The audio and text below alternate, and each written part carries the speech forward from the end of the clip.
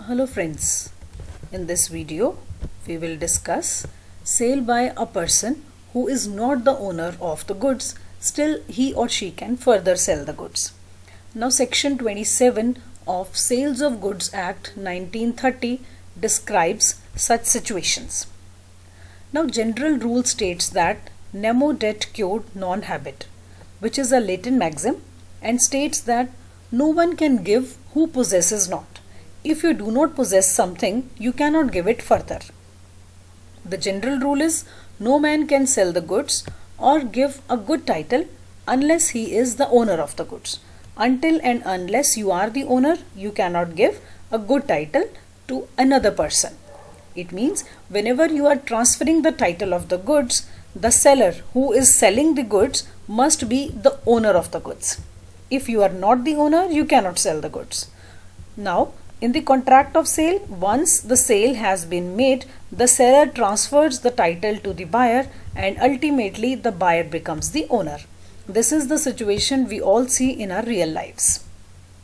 But there are certain exceptions to this rule, which means there are few cases where a person is not the owner, but he can transfer the property, the ownership in the goods to another person. That is, although the seller himself was not the owner of the goods, but he can pass a better title to the buyer of the goods. Now let us see what are these exceptions. So in this case, seller himself is not the owner, still he can make a valid sale. He can result in valid transfer of title. Now what are these points? First point is sale by implied authority of owner of title by estoppel. Now we all know that there are two types of authority: express authority, implied authority. In express authority, a person expressly tells the other person that you can make a sale on my behalf. But implied authority means here the person is not giving any express authority, but from his conduct or from his behavior, the other person can make out that he has the authority to sell the goods. Now let us see this with the help of one example. Ankit tells Harleen within the hearing of Joy. It means Joy was hearing the conversation between Ankit and Harleen, that Ankit is the owner of certain goods which actually belonged to Joy. The goods were belonging to Joy, but Ankit was telling Harleen that goods belong to me.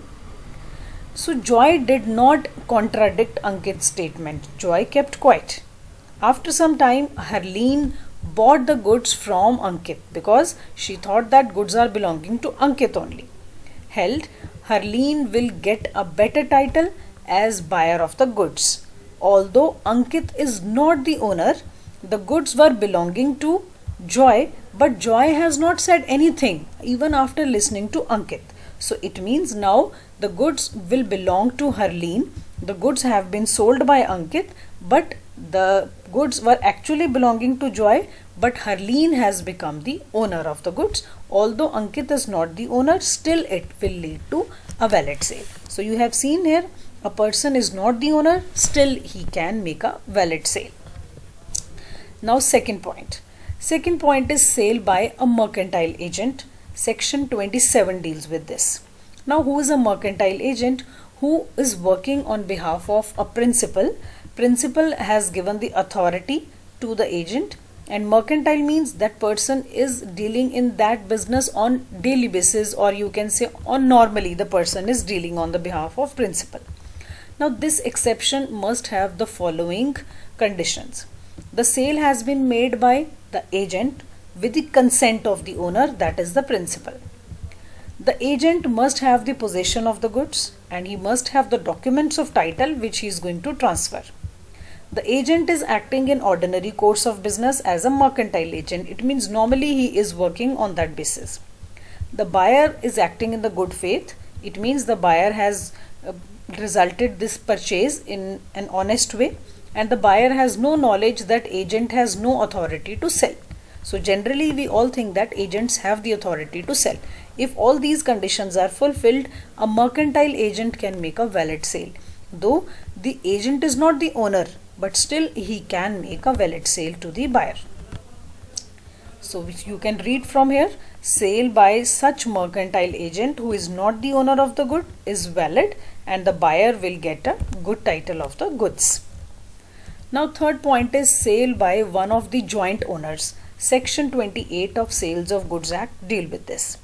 It says that if in case there are joint owners of any property, for example, in case there is a property, there is a good A, B, C, three of them jointly own that property. They are the owners.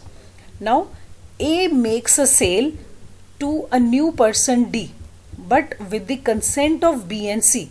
So it will be a valid sale. Even though A is not the sole owner, the owners are B and C also, he is only a joint owner, but he can make a valid sale to D.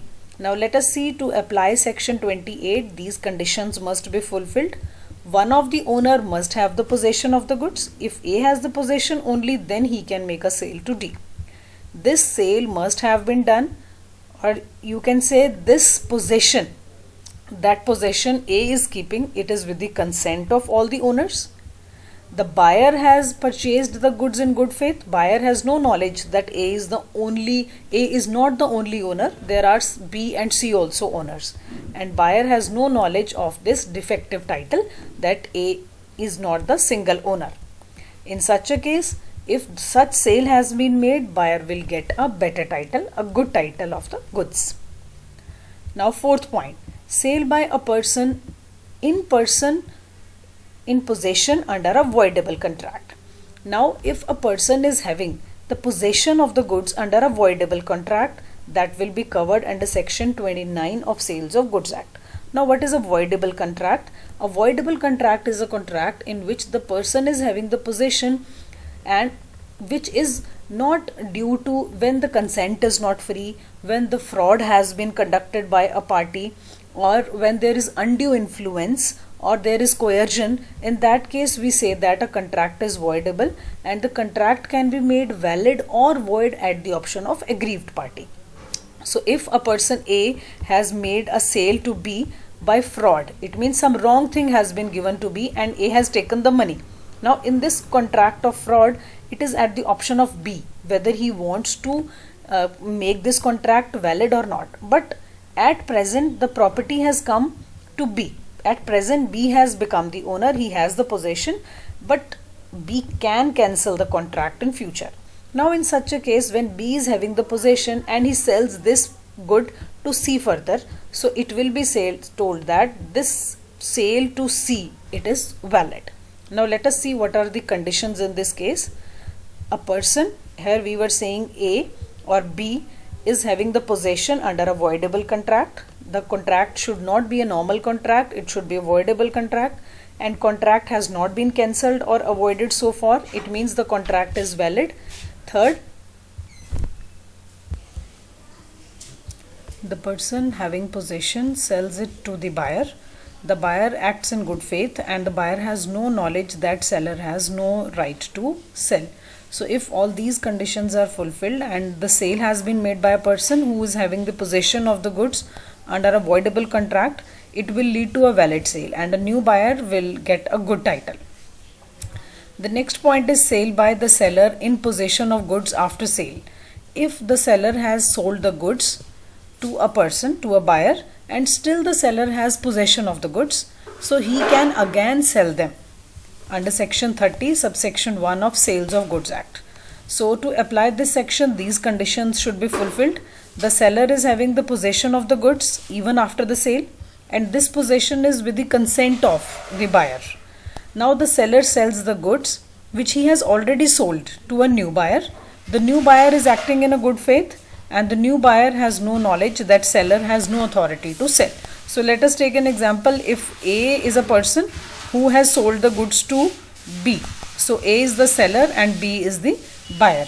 So now the goods have been sold to B, but still with the consent of B, the goods are lying with A. Goods are still with A.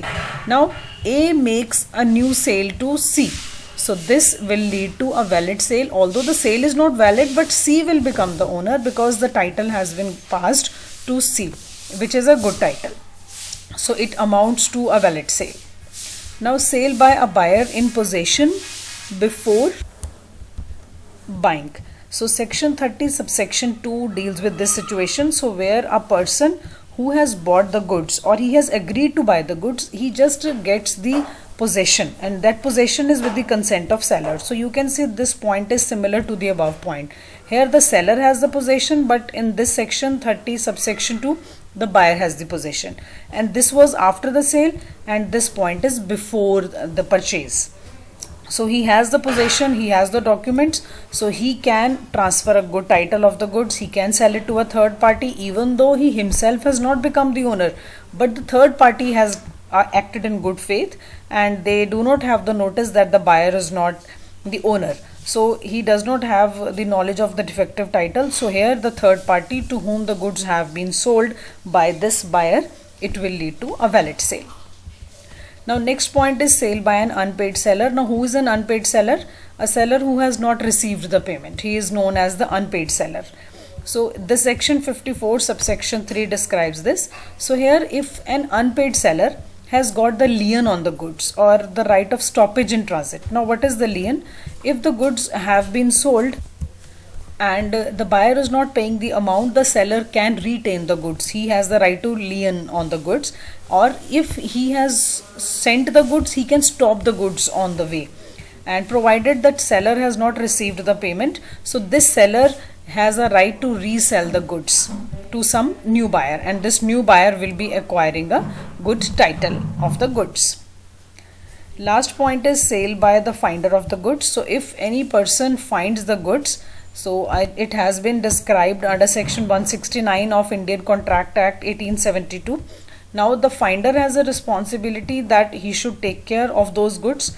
He should try to find the true owner and he must return the goods to him. But if even after finding the true owner, the person is not found after a reasonable search, or when he is found but he does not pay the lawful charges of the finder, the finder has a right that he can resell the goods, even though that finder is not the owner, but he can resell the goods. So these are the 8 exceptions where a person is not the owner, but the person can sell the goods and can pass on a good title to a new buyer. So the rule nemo det cure not habet, in these 8 exceptions the rule can be the other way around also. So thank you so much.